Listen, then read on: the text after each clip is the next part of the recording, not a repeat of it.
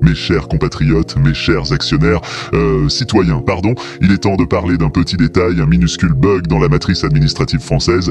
Figurez-vous que nos chères administrations publiques sont immatriculées comme des entreprises privées aux États-Unis. La Sécurité sociale, la CAF, l'URSSAF, toutes en mode Startup Nation, mais sans levée de fonds, inscrites sagement dans le registre américain Duns & Bradstreet, comme de vulgaires sociétés commerciales.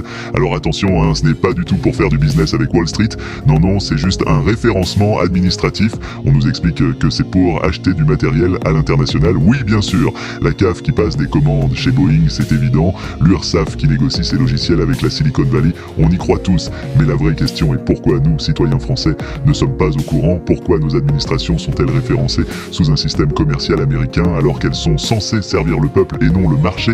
Parce que là, ça veut dire que demain, un petit malin peut revendre la sécurité sociale au plus offrant, une prise de contrôle de la CAF par un fonds de pension texan, et pourquoi pas un abonnement premium pour toucher ses allocs plus vite. Et le pire, c'est que cette joyeuse arnaque administrative remonte aux années 80. Tiens, 1982, 83, juste après les grandes réformes de décentralisation. Comme par hasard, on a sorti le pays du Minitel, on l'a mis sur le réseau mondial et on l'a immatriculé comme une vulgaire SARL sur un registre Yankee. Alors maintenant, la vraie question c'est qui contrôle nos administrations, l'État français ou un groupe d'actionnaires planqué derrière un algorithme boursier?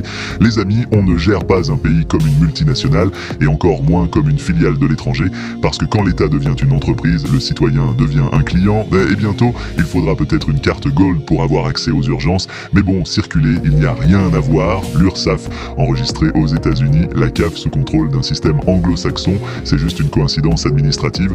Allez, bonne journée en République des actionnaires unis de France et à demain sur Loisé Chandelle.